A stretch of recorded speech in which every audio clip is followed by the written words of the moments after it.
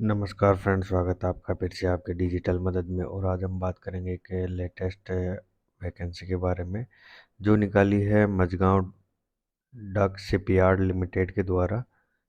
और ये जो वैकेंसी रहने वाली है 3 साल के कॉन्ट्रैक्ट पे रहेगी, जो कि एक एक साल के लिए और बढ़ाई जा सकती है। टोटल 5 साल के लिए ये हो सकती है। और जो इसकी एप्लीकेशन की अप्लाई डेट रहने वाली है 12 अगस्त रहने वाली है, और क्लोजिंग डेट रहेगी 21 अगस्त। और बात करते हैं अब जो कौन कौन से जो ट्रेड में इसकी जो वैकेंसी है वो निकाली है इन्होंने। एसी रेफ्रिजरेशन मैकेनिक की निकाली है इन्होंने, जो कि ओबीसी की एक सीट रखी है और जनरल की 2 सीटें रखी है, तो टोटल करके 3 सीटें इन्होंने रखी है। उसके बाद आते हैं कारपेंटर की। एससी की 3 सीटें आती, ओबीसी की 5 सीटें, ईडब्ल्यूएस की एक और जनरल की 7 सीटें, तो टोटल करके 16 वैकेंसीज रहने वाली। और उसके बाद आ जाती है चीपर ग्राइंडर, और उसकी जो ईडब्ल्यूएस की एक सीट निकाली है, जनरल की 4 सीटें, तो टोटल करके ये और ओबीसी की निकाली है उन्होंने 2 सीटें, तो टोटल करके 7 सीटें रहने वाली है। और अगली है कंपोजिट वेल्डर की, जो कि एससी की 4 सीटें हैं, एससी की एक सीट है और ओबीसी की 6 सीटें निकाली है, और ईडब्ल्यूएस की 2, जनरल की 9, तो ये टोटल करके 22 सीटें रहने वाली है। और नेक्स्ट आती है कंप्रेसर अटेंडेंट की, जो कि इन्होंने निकाली ओबीसी की एक सीट है, जनरल की एक सीट है, एसटी की 2 सीटें हैं, जो टोटल करके रहने वाली 4 सीटें। डीजल कम मोटर मैकेनिक की एससी की एक, एसटी की एक, ओबीसी की एक और ईडब्ल्यूएस की एक और जनरल की 4 सीटें हैं, तो टोटल करके ये 8 सीटें रहने वाली है। अब बात करते हैं एक ड्राइवर की वैकेंसी की, जो कि है एससी की एक, ओबीसी की 2, ईडब्ल्यूएस की एक, जनरल की 2, तो टोटल करके ये 6 वैकेंसी रहने वाली है। इलेक्ट्रिक क्रेन ऑपरेटर, इसकी आती है ईडब्ल्यूएस की 2, जनरल की 2, तो टोटल करके 4 वैकेंसीज है। और इलेक्ट्रॉनिक्स की रहने वाली है 5 वैकेंसी, एससी की, एसटी की 2, ओबीसी की 16, ईडब्ल्यूएस की 4 और जनरल की 19, तो टोटल करके 46 वैकेंसी रहने वाली। पहली वैकेंसी है इलेक्ट्रॉनिक मैकेनिक की, जो कि एससी की एक सीट है, ओबीसी की एक है, जनरल की 3 है, तो टोटल करके 5 वैकेंसी रहने वाली है। अगली वैकेंसी आती है फिटर की। एससी की 5, एसटी की 5, ओबीसी की 15, ईडब्ल्यूएस की 5 और जनरल की 21, तो टोटल करके 51 यानी 51 पोस्टें रहने वाली है। गैस कटर की रहने वाली है एससी की 2, ओबीसी की एक और जनरल की 4, एसटी की 2, तो टोटल करके 9 सीटें रहने वाली है। अगली वैकेंसी रहने वाली है जूनियर ड्राफ्ट्समैन की इलेक्ट्रिकल में, जो कि एससी की 2 रहेंगी, एससी की एक रहेगी, ओबीसी की 3, ईडब्ल्यूएस की एक और जनरल की 4 सीटें रहेंगी, तो टोटल करके 11 सीटें रहने वाली है। जूनियर ड्राफ्टमैन की रहने वाली है सिविल के अंदर, जनरल की एक, तो ये टोटल करके 1 सीट ही रहेगी। और जूनियर ड्राफ्टमैन की रहेगी मैकेनिकल के अंदर 2 सीटें, एससी की 2 सीटें, एसटी की और ओबीसी की 7 सीटें रहेंगी, ईडब्ल्यूएस की 2 और जनरल की 10, तो टोटल करके 23 सीटें रहने वाली। उसके बाद आती है junior quality control inspector mechanical में, जिसकी एससी की 2 है, ओबीसी की 3, ईडब्ल्यूएस की एक और जनरल की 6, तो टोटल करके 12 रहने वाली। Junior quality control inspector NDT के अंदर रहेंगी, जनरल की 2, तो टोटल करके 2 सीटें रहने वाली। ये पोस्ट आ जाती है मिल राइटर मैकेनिक की, जो एससी की रहेगी एक और जनरल की एक, तो टोटल करके 2 रहेंगी। पेंटर की एसटी की एक रहने वाली, ओबीसी की एक और जनरल की 3, तो टोटल करके 5 सीटें रहेंगी। इसके बाद आती है पैरामेडिक्स की, जो कि ओबीसी की एक सीट रहने वाली है और जनरल की रहेगी इसकी 3 सीटें, तो ये 4 सीटें रहने वाली टोटल। पाइप फिटर की रहेगी 4 एससी की, 5 एसटी की, 5 ओबीसी, 2 ईडब्ल्यूएस और जनरल रहेंगी 12, तो ये टोटल करके 28 सीटें रहने वाली है। उसके बाद आ जाती है प्लानर एस्टिमेटर, यानी इलेक्ट्रिकल या इलेक्ट्रॉनिक्स के अंदर, ओबीसी की रहेगी एक, ईडब्ल्यूएस की एक और जनरल की एक, तो ये 3 सीटें रहने वाली है। उसके बाद आती है प्लानर एस्टिमेटर मैकेनिकल में, एससी की एक, एसटी की दो, ओबीसी की 6, ईडब्ल्यूएस एक और जनरल की 7, तो टोटल करके 17 सीटें रहने वाली है।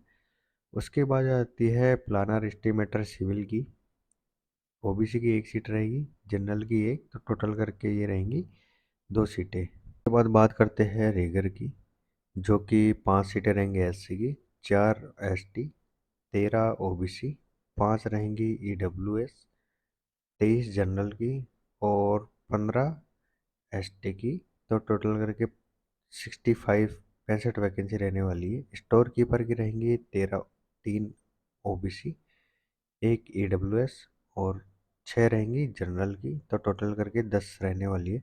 स्ट्रक्चरल फैब्रिकर रहेंगी 4 सीटें एससी की, 3 एसटी, 10 ओबीसी और 4 ईडब्ल्यूएस और 14 रहेंगी जनरल की, तो ये टोटल करके 35 रहने वाली है। उसके बाद आ जाती है यूटिलिटी हैंड स्किल्ड की, जो कि इसके अंदर एसटी की एक और ओबीसी की 5, तो ये टोटल करके 6 सीटें रहने वाली इसकी। उसके बाद आ जाती है सेमी स्किल्ड की, जो कि फायर फाइटर की रहेंगी। उसके अंदर 2 एससी, 5 एसटी, 12 ओबीसी और ईडब्ल्यूएस की 3 रहेंगी, 17 रहेंगी जनरल की, तो टोटल करके 39 यानी 39 पोस्टें रहने वाली है। उसके बाद आ जाती है सेल मेकर, जिसकी ओबीसी की रहेगी एक और जनरल की रहेंगी दो, तो टोटल करके 3 रहने वाली है। उसके बाद आ जाती है सिक्योरिटी की, जो कि रहेंगी ओबीसी की एक और जनरल की 5, तो ये टोटल करके 6 रहने वाली है। उसके बाद आती है यूटिलिटी हैंड सेमी स्किल्ड की, एससी की 8, एसटी की 5, ओबीसी की 23, 7 रहेंगी ईडब्ल्यूएस की और 29 रहेंगी जनरल की, तो टोटल करके 72 रहने वाली है। नेक्स्ट की बात करें तो आ जाती है अपने लॉन्च इंजन क्रू की, मास्टर सेकंड क्लास की रहने वाली है। इसकी ओबीसी की एक है, जनरल की एक है, तो टोटल करके 2 सीटें रहने वाली है। स्पेशल ग्रेड के अंदर आ जाती है मास्टर फर्स्ट क्लास की, जो कि रहेगी एक सीट जनरल की, और ये टोटल करके ये सीटें आ जाती है 531 सीटें हो रही है। ये तो हो गई अपने वैकेंसीज के बारे में, पोस्टों के बारे में। और अब बात करते हैं इसकी क्वालिफिकेशन की। एसी एंड रेफ्रिजरेटर मैकेनिक की रहेगी, स्किल्ड ग्रेड फर्स्ट की रहने वाली है, नेशनल अप्रेंटिसशिप की रहेगी और इसका 1 ईयर शिप बिल्ड एक्सपीरियंस इन कंपलसरी ही चाहिए इसको। अगली बात करते हैं कारपेंटर की, जो कि स्किल्ड पर्सन के लिए है। ये भी पास नेशनल अप्रेंटिसशिप सर्टिफिकेट होना चाहिए इसका, कारपेंटर के अंदर जो शिप के अंदर काम किया हुआ हो। उसके बाद आती है चीपर ग्राइंडर की, वो भी उसका 1 ईयर का एक्सपीरियंस होना चाहिए जहाज पे काम करने का। और कंपोस्ट वेल्डर की आती है, उसके अंदर भी 1 ईयर का एक्सपीरियंस मांगा ही इन्होंने कंपलसरी। साथ में आ जाती है कंप्रेसर अटेंडेंट की, उसके अंदर भी 1 ईयर का एक्सपीरियंस चाहिए। डीजल का मोटर मैकेनिक की, इसके अंदर आपको कोई एक्सपीरियंस नहीं मांगा, बट इसके अंदर नेशनल अप्रेंटिसशिप सर्टिफिकेट एग्जामिनेशन मांगा है। और उसके बाद आ जाती है ड्राइवर की, जो कि 10th पास होना चाहिए और कोई एक्स सर्विसमैन हो या इंडियन आर्मी की मतलब व्हीकल चलाया हुआ हो या एयरफोर्स का। और उसके पास में ड्राइविंग लाइसेंस होना चाहिए लाइट मोटर व्हीकल और हैवी मोटर व्हीकल का। और इसके बाद आ जाती है इलेक्ट्रिक के क्रेन ऑपरेटर की, जो कि इसके अंदर मांगा है 1 ईयर का एक्सपीरियंस शिप बिल्ड के अंदर, और यू है experience 1 year in MDL ship building industry as a electric crane operator के रूप में होनी चाहिए। उसके बाद आ जाती है इलेक्ट्रीशियन की, जो कि स्किल्ड ग्रेड फर्स्ट की रहने वाली है। उसमें भी मांगा है कोई अप्रेंटिसशिप मांगा है इलेक्ट्रीशियन में। और उसके बाद आती है इलेक्ट्रीशियन मैकेनिक की, इलेक्ट्रॉनिक मैकेनिक की, और ये भी ग्रेड स्किल 1 की पोस्ट है, जिसके अंदर अप्रेंटिसशिप मांगा है और 1 ईयर का एक्सपीरियंस मांगा है। किसी शिप बिल्डर कोई कंपनी में काम किया हुआ होना चाहिए। उसके बाद आती है फीटर की, फीटर के अंदर भी मांगा है इन्होंने 1 ईयर मतलब national apprenticeship certificate examination clear किया हुआ होना चाहिए। उसके बाद आती है गैस कटर की। गैस कटर के अंदर structure fitter fabric compost welder की पोस्ट पे काम किया हुआ होना चाहिए या उस पे अप्रेंटिसशिप किया हुआ होना चाहिए और इसके साथ में 1 ईयर एक्सपीरियंस चाहिए सा- मतलब ship yard ship builder company का। अगली बात करते हैं हिंदी ट्रांसलेटर की। इसके अंदर जो ये भी स्किल्ड ग्रेड फर्स्ट की है, इसको full 2 year post graduation course होना चाहिए हिंदी से किसी भी रिकॉग्नाइज यूनिवर्सिटी में। और इंग्लिश के अंदर सब्जेक्ट होना चाहिए वो भी ग्रेजुएशन में ही होना चाहिए और उसके पास 1 ईयर का एक्सपीरियंस होना चाहिए ट्रांसलेटर का, जो कि हिंदी से इंग्लिश में और इंग्लिश से हिंदी के अंदर, और उसको कंप्यूटर का नॉलेज होना चाहिए हिंदी और इंग्लिश टाइपिंग का। नेक्स्ट की बात करते हैं जूनियर ड्राफ्टमैन मैकेनिकल की, जो कि ग्रेड फर्स्ट की है और इसके अंदर मांगा है किसी भी नेशनल अप्रेंटिसशिप सर्टिफिकेट किया हुआ होना चाहिए ड्राफ्टमैन इन मैकेनिकल स्ट्रीम के अंदर। बात करते हैं जूनियर ड्राफ्टमैन सिविल की। इसके अंदर भी सेम क्वालिफिकेशन रखी है, बस स्ट्रीम रख दी इन्होंने सिविल की। उसके बाद बात करते हैं जूनियर ड्राफ्टमैन इलेक्ट्रिकल की। तो इसके अंदर मांगा है 3 ईयर का डिप्लोमा क्लियर किया हुआ होना चाहिए इलेक्ट्रिकल इंजीनियर, किसी भी रिकॉग्नाइज यूनिवर्सिटी या बोर्ड से होनी चाहिए। और अगली पोस्ट के बारे में बात करते हैं तो जूनियर क्वालिटी कंट्रोल इंस्पेक्टर आ जाती है मैकेनिकल में, जो स्किल्ड फर्स्ट की है। उसके अंदर भी मांगा है कि 3 ईयर का डिप्लोमा होना चाहिए मैकेनिकल या शिप बिल्डिंग या मरीन इंजीनियरिंग में किसी भी रिकॉग्नाइज यूनिवर्सिटी या बोर्ड से। और उसके बाद आती है नेक्स्ट आती है junior quality control inspector NDT की, जो कि इसमें भी क्वालिफिकेशन मांगी है कि 3 ईयर का डिप्लोमा होना चाहिए मैकेनिकल इंजीनियरिंग में या इंडस्ट्री इंजीनियरिंग या प्रोडक्शन इंजीनियरिंग के अंदर और मरीन इंजीनियरिंग में होना चाहिए। अगली आ जाती है मेल राइटर मैकेनिक की। वो स्किल्ड ग्रेड फर्स्ट की आती है। इसके अंदर नेशनल अप्रेंटिसशिप सर्टिफिकेट मांगा है मेल राइटर मैकेनिक या मैकेनिक मशीन टूल्स मेंटेनेंस का। इसके अंदर 1 ईयर का एक्सपीरियंस भी मांगा है, जो कि किसी भी शिप बिल्डर कंपनी का होना चाहिए। नेक्स्ट की बात करें पेंटर की। इसके अंदर नेशनल अप्रेंटिसशिप सर्टिफिकेट मांगा है पेंटर या मरीन पेंटर से, और इसके अंदर 1 ईयर एक्सपीरियंस काम किया हुआ होना चाहिए आपका किसी भी शिप बिल्डर कंपनी में। और अगली आ जाती है पैरामेडिक्स की, जो कि है nursing, BSc nursing degree from मतलब किसी भी रिकॉग्नाइज यूनिवर्सिटी से किया हुआ होना चाहिए और मतलब रजिस्टर्ड इन नर्सिंग काउंसिल के अंदर उनका डिप्लोमा रजिस्टर होना चाहिए। और इसके अंदर मांगा है एक्सपीरियंस होना चाहिए किसी भी गवर्नमेंट या प्राइवेट हॉस्पिटल के, जो मिनिमम 100 बेडेड का होना चाहिए। उसके बाद आती है पाइप फिटर की, जो कि ग्रेड फर्स्ट की है। इसके अंदर भी नेशनल अप्रेंटिसशिप सर्टिफिकेट क्लियर किया हुआ मांगा है, जो कि पाइप फिटर के अंदर किया हुआ होना चाहिए।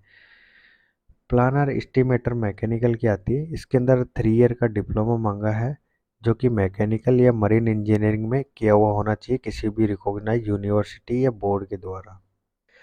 नेक्स्ट की बात करते हैं प्लानर एस्टिमेटर इलेक्ट्रिकल या इलेक्ट्रॉनिक्स के अंदर। इसके अंदर 3 ईयर का डिप्लोमा मांगा है, जो कि इलेक्ट्रिकल या इलेक्ट्रॉनिक्स के अंदर या मरीन इंजीनियरिंग में किया हुआ होना चाहिए, जो कि किसी भी रिकॉग्नाइज यूनिवर्सिटी या बोर्ड से किया हुआ होना चाहिए।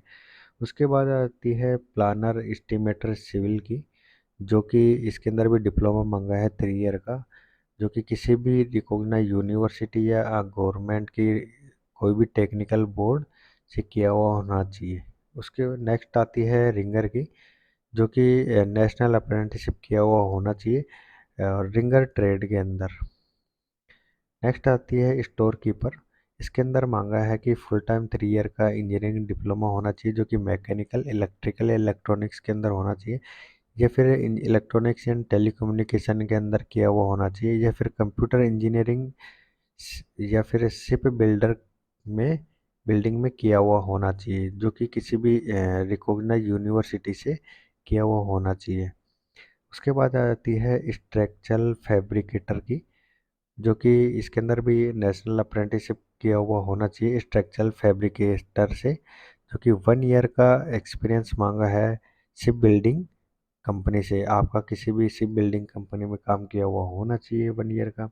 उसके बाद आती है यूटिलिटी हैंडल स्किल्ड की, जो भी ग्रेड फर्स्ट की वैकेंसी है, और इसके अंदर मांगा है यूटिलिटी हैंड स्किल सेलेक्टेड, जो कि फिटर या फिर किसी अन्य ट्रेड से 1 ईयर का एक्सपीरियंस होना चाहिए जिसके पास कि गैस वेल्डिंग करने का। तो उसको फिटर या किसी भी ट्रेड से सेलेक्ट कर लिया जाएगा जिनको ये एक्सपीरियंस होगा। उसके बाद आती है फायर फाइटर की।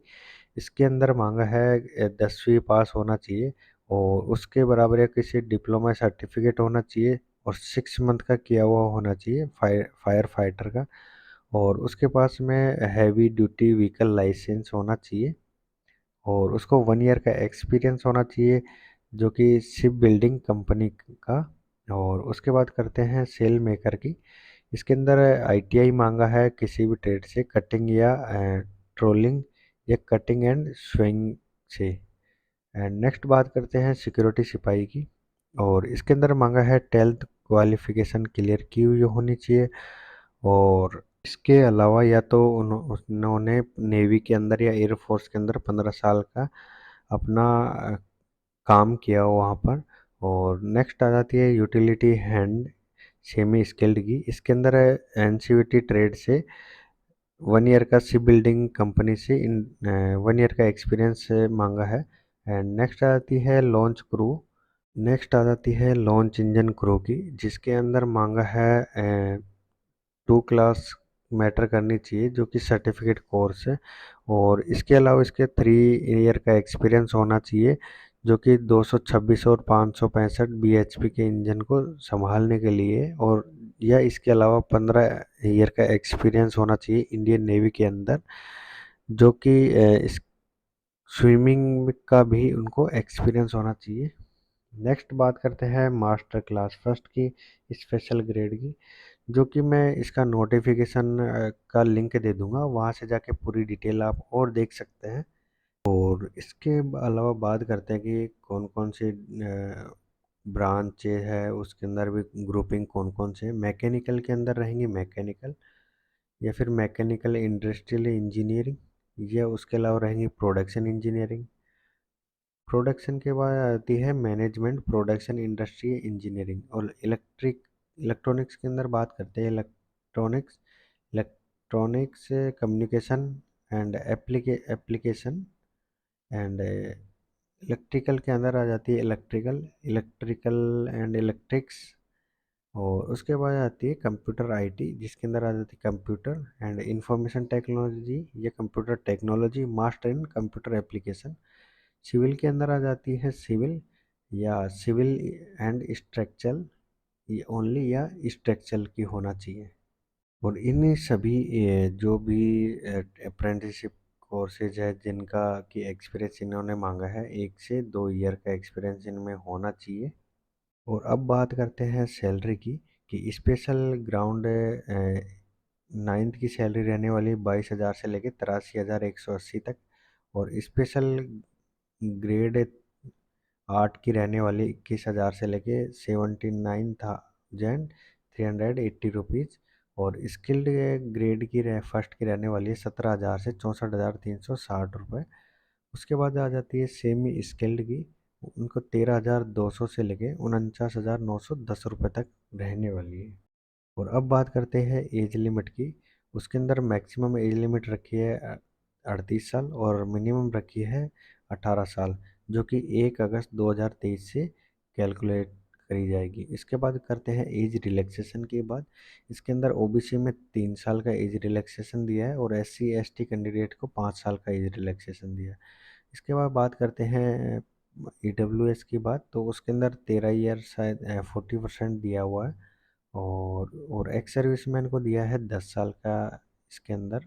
और ये मैं पहले ही आपको बता चुका हूँ, जो पीरियड ऑफ कॉन्ट्रैक्ट का रहेगा वो 3 साल का रहेगा। इसको एक 1+1 ईयर के हिसाब से इसको एक्सटेंड कर सकते हैं, तो टोटल करके ये 5 साल हो जाते हैं। तो ऐसे करके इनको ये तो 3 साल के लिए रखा जाएगा, या फिर अगर उनको काम अच्छा लगता है तो आगे और एक्सटेंड कर सकते हैं इसको। और अब बात करते हैं सिलेक्शन प्रोसेस की। इसके अंदर रिटन टेस्ट के लिए बुलाया जाएगा और रिटन टेस्ट के बाद में इनसे ट्रेड और स्किल टेस्ट भी लिए जाएंगे। और इसके अलावा सभी जो डॉक्यूमेंट्स हैं इनके ओरिजिनल वो भी इनके जो और साथ में सेल्फ अटेस्टेड जो फोटोकॉपी है वो वेरिफिकेशन के लिए जब सिलेक्शन हो जाएगा तो उसके बाद इनको बुलाया जाएगा। अब बात करते हैं इसको अप्लाई कैसे करना है। इसका लिंक मैं डिस्क्रिप्शन में दे दूंगा, आप वहाँ से जाके भी डाउन लिंक से आप अप्लाई कर सकते हैं। और यहाँ पे जैसे आपको जाना है मझगांव डक डॉट इनकी वेबसाइट पे जाके आपको वहाँ पे कैरियर पे जाना है। कैरियर पे जाने के बाद ऑनलाइन रिक्रूटमेंट पे जाना है और नॉन एग्जीक्यूटिव पोस्टों पे आपको क्लिक करना है। वहाँ पे करना है आपको एग्जीक्यूटिव टैब पे और वहाँ पे आपको करना है रजिस्ट्रेशन। रजिस्ट्रेशन करने के बाद आपको सबमिट करना है और वहाँ पे आपका मेल पे लिंक आ जाएगा। और मेल पे लिंक आने के बाद में आपको वहाँ पे यूज़र आईडी और पासवर्ड जनरेट हो जाएगा, तो आपको वहाँ पे जाके ओपन करना है उसको, लॉगिन आईडी और पासवर्ड डाल के। और साथ में आपको जो भी ऐप मतलब डिटेल्स मांगी है वो सारी आपको भरनी है, पासपोर्ट साइज और आपके सिग्नेचर वहाँ पे अपलोड करने हैं। अपलोड करने के बाद में आपका टोटल फॉर्मेट में अप्लाई हो जाएगा। और आपको जो फीस चार्जेस लगेंगे ये जनरल ओबीसी और ईडब्ल्यूएस के रहेंगे 100 रुपये। और जो भी ये एप्लीकेशन अप्लाई करने के बाद में आपको फ़ोटोकॉपी करके निकाल लेनी है।